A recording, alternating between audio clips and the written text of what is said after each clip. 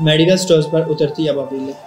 Salesman से दवाएं निकलवाने के बाद पैसे देने के लिए जब काउंटर पर पहुंचा तो मुझसे पहले कतार में 2 लोग खड़े थे। सबसे आगे एक बूढ़ी औरत और उसके पीछे एक नौजवान खड़ा था।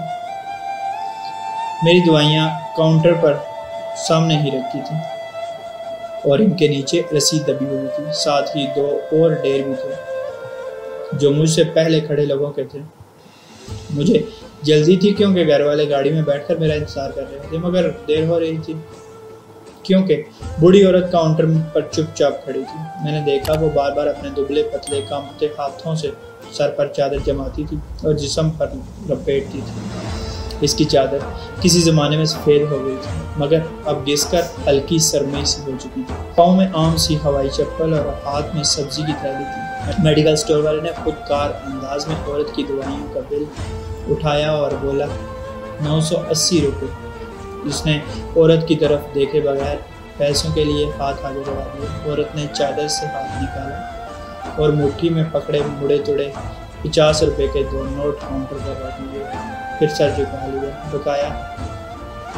दुकानदार की आवाज़ अचानक धीमी हो गई, बिल्कुल सरगोशी के बराबर। उसने औरत की तरफ देखा। बूढ़ी औरत सर झुकाए अपनी चादर ठीक करती रही। शायद 2 सेकंड की खामोशी रही होगी। इन 2 सेकंड में हम सब को अंदाज़ा हो गया कि औरत के पास दवाओं के पैसे नहीं हैं या कम हैं और वो कश्मकश में है कि क्या करे।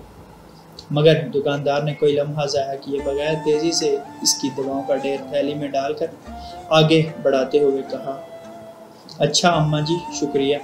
बूढ़ी औरत का सर बदस्तूर नीचे था। इसने कांपते हाथों से थैली पकड़ी और किसी की तरफ देखे बगैर दुकान से बाहर चली गई।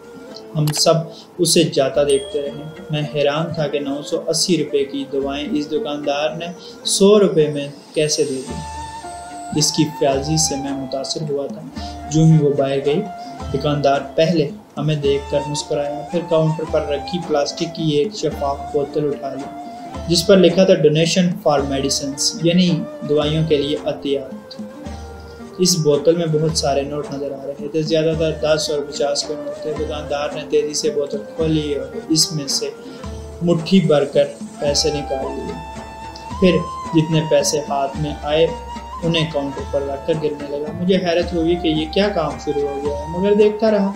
दुकानदार ने जल्दी जल्दी सारे नोट गिने तो 350 रुपये थे। उसने फिर बोतल में हाथ डाला और बाकी पैसे भी निकाल लिया। बोतल बिल्कुल खाली हो चुकी थी। उसने बोतल का ढक्कन बंद किया और दोबारा पैसे गिनने लगा। इस बार कुल मिलाकर 550 रुपये बन गए थे। उसने बूढ़ी औरत के दिए हुए 50 के दोनों नोट बोतल से निकलने वाले पैसों में मिलाए और फिर सारे पैसे उठाकर अपनी दराज में डाल दिए। फिर मुझसे आगे खड़े गाहक की तरफ मतवज्जा हो गए। जी भाई, नौजवान ने जो खामोशी से ये सब देख रहा था 1000 का नोट आगे बढ़ा दिया। दुकानदार ने इसका बिल देखकर नोट दराज में डाल दिए और गिनकर 330 रुपये वापस कर दिए। एक लम्हा रुके बगैर नौजवान ने बकाया मिलने वाले नोट पकड़कर इन्हें तय किया।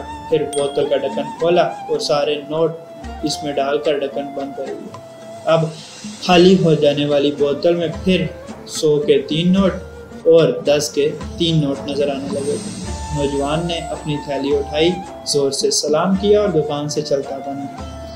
बमुश्किल 1 मिनट की इस कार्रवाई ने मेरे रोंगटे खड़े कर दिए थे। मेरे सामने चुपचाप एक अजीब कहानी मुकम्मल हो गई थी और इस कहानी के किरदार अपना अपना हिस्सा मिलाकर जिंदगी की स्क्रीन से गायब हो गए थे। सिर्फ मैं वहां रह गया था जो इस कहानी का तमाशाई था। भाई, ये क्या किया है आपने? मुझसे रहा ना गया और मैं पूछ बैठा, ये क्या काम चल रहा है? वो कुछ नहीं सर, दुकानदार ने बेपरवाही से कहा, इधर ये सब चलता रहता है। मगर ये क्या है, आपने औरत से पैसे कम क्यों लिए? पूरे 800 रुपये कम और बोतल में से भी कम पैसे निकले हैं। तो क्या ये अक्सर होता है? मेरे अंदर का पुराना सहाफ़ी बेचैन था जानने के लिए कि आखिर वाक़या क्या है। कभी हो जाता है सर, कभी नहीं। आपको तो पता है क्या हालात चल रहे हैं। दुकानदार ने आगे झुककर सरगोशी में कहा, दवाएं इतनी महंगी हो गई हैं, सफ़ेद पोश लोग रोज़ आते हैं, किसी के पास पैसे कम होते हैं, किसी के पास बिल्कुल नहीं होते तो हम किसी को मना नहीं करते। अल्लाह ने जितनी तौफीक दी है इतनी मदद कर देते हैं, बाकी अल्लाह हमारी मदद कर देता है। इसने बोतल की तरफ इशारा किया, ये बोतल कितने दिन में भर जाती है? मैंने पूछा। दिन किधर सर? वो हंसा, ये तो अभी चंद घंटों में फिर भर जाएगी। वाकई मैं हैरान रह गया। फिर ये कितनी देर में खाली हो जाती है? ये खाली नहीं होती सर, अगर खाली हो भी जाए तो 2 से 3 घंटे में फिर भर जाती है। दिन में 3-4 बार खाली होकर भरती रहे। शुक्र अल्हम्दुलिल्लाह। दुकानदार ने ऊपर देखकर सीने पर हाथ रखा और बोला, इतने लोग आ जाते हैं, पैसे देने वाले भी और लेने वाले भी। मैं नेकी की रफ्तार से बेयकीनी में था। अभी आपने खुद देखा है सर, वो हंसा।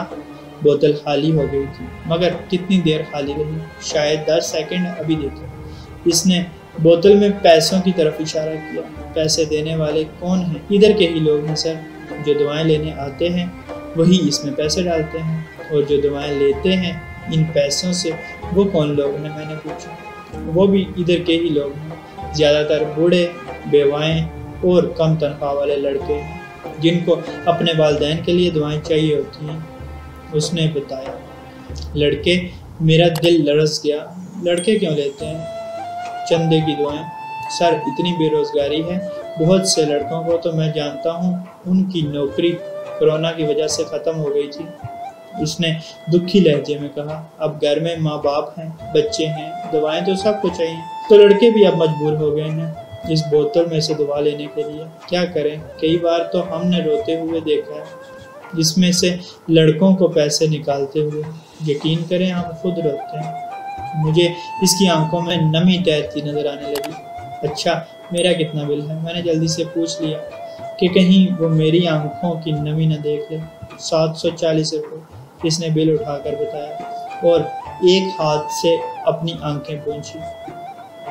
मैंने भी इसको 1000 का नोट थमाया और जो पैसे बाकी बचे बोतल का ढक्कन खोलकर इसमें डाल दिए। जज़ाकल्लाह सर। वो मुस्कुराया और काउंटर से एक टॉफी उठाकर मुझे पकड़ा दी। मैं सोचता हुआ गाड़ी में आ बैठा। गुर्बत की आग जरूर भड़क रही है, मुफलिसी के शोले आसमान से बातें कर रहे हैं, मगर आसमानों से अबाबीलों के झुंड भी अभी चोंचों में पानी की बूंदें लिए कतार बांधे उतर रहे हैं। खुदा के बंदे अपना काम कर रहे हैं, चुपचाप, गुमनाम, सिले और सताइश की तमन्ना से दूर, इस यकीन के साथ कि खुदा देख रहा है और मुस्कुरा रहा है। इसके बंदे अब भी इसके काम में मसरूफ हैं। अल्लाह पाक आसानियाँ हासिल और तकसीम करने का शर्फ अता फरमाए। आमीन। जज़ाकल्लाह।